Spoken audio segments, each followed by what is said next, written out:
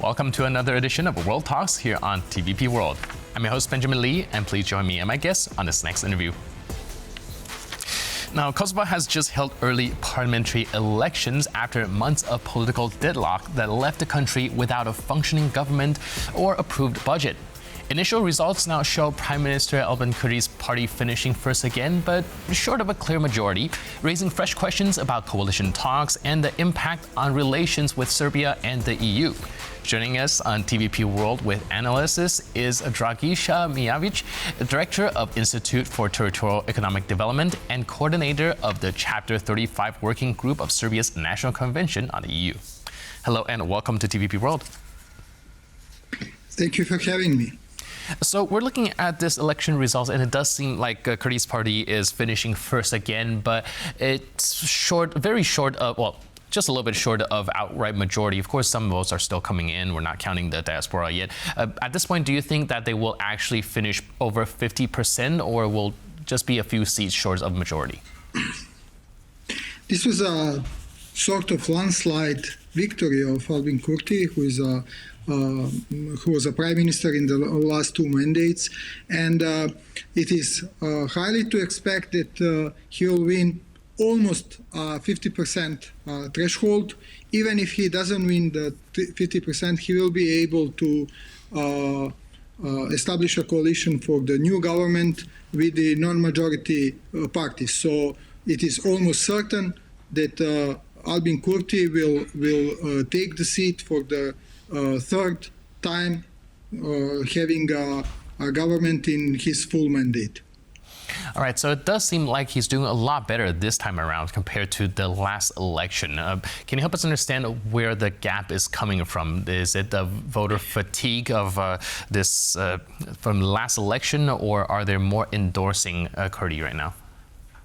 Well, it is first fair to say that Kosovo is in institutional and political crisis since August last year. So it's about 18 months of political crisis, which resulted two elections for the central level and one local election. So we had elections for central level elections for the Kosovo parliament in February earlier this year, and at that time Kurti didn't win enough votes in order to establish a majority, and also he doesn't have any coalition potential to make a coalition government with other political parties in the parliament. So we had the whole year of political crisis without institutions. The government was in a technical mandate, as you rightly mentioned. There was no budget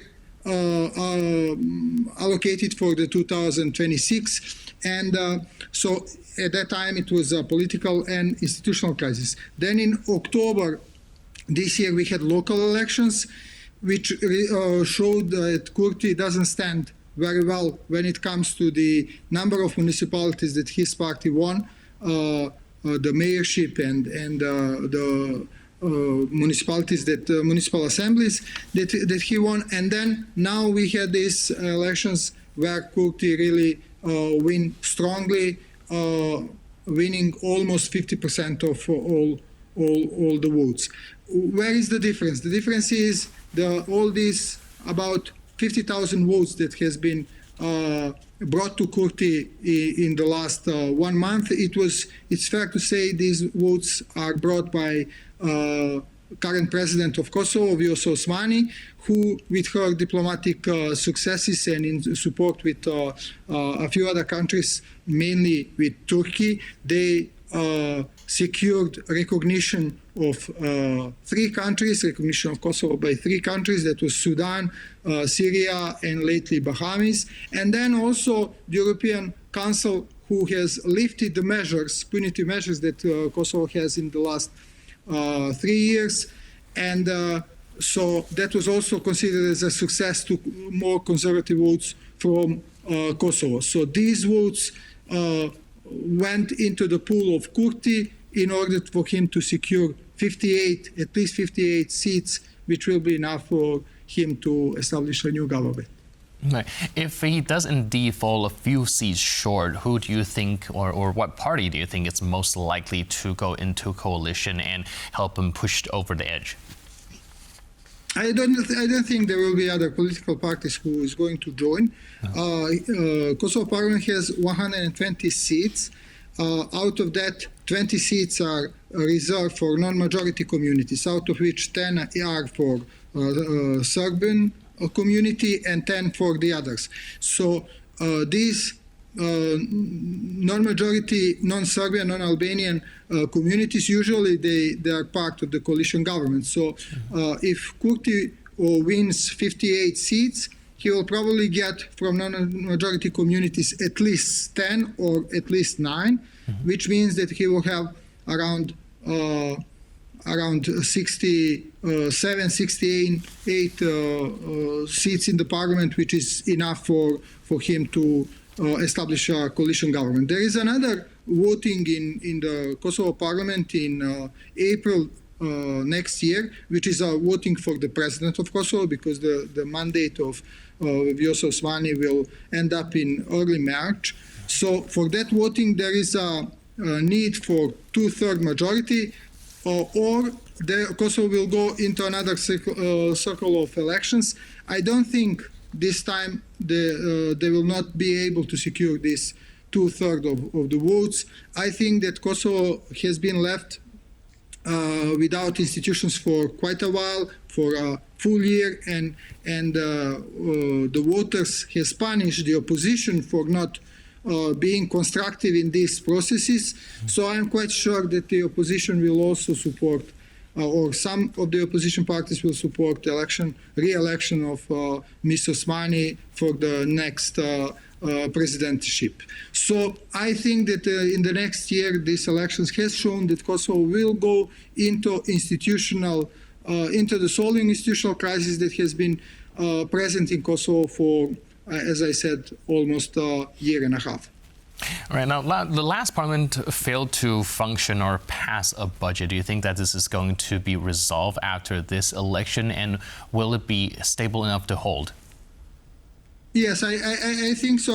I think that the government will be established right after the Central Election Committee approves the results, and I think that the first one of the first steps will be to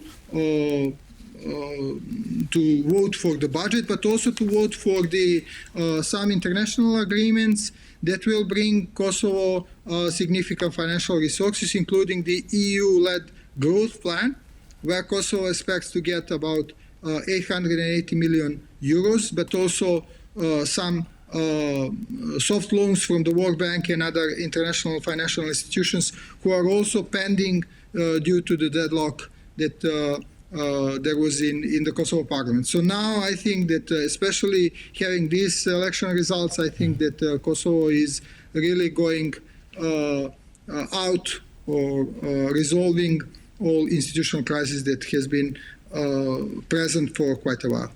Right. So with these institutional crises starting to be resolved and the dust settling, do you think that this will give Kosovo a little bit more leverage when it comes to the EU-facilitated dialogue with Serbia?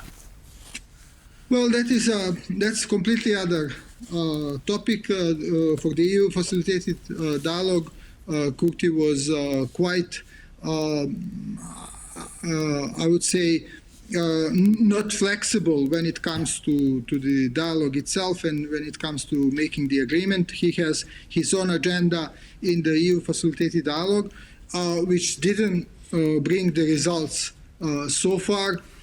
Maybe with this new term, he is going to be a little bit more flexible, especially since a lot of financial support from the EU is dependent from his flexibility on the dialogue agenda. But so far, as I said, he was quite unconstructive, and let's see how these things will go.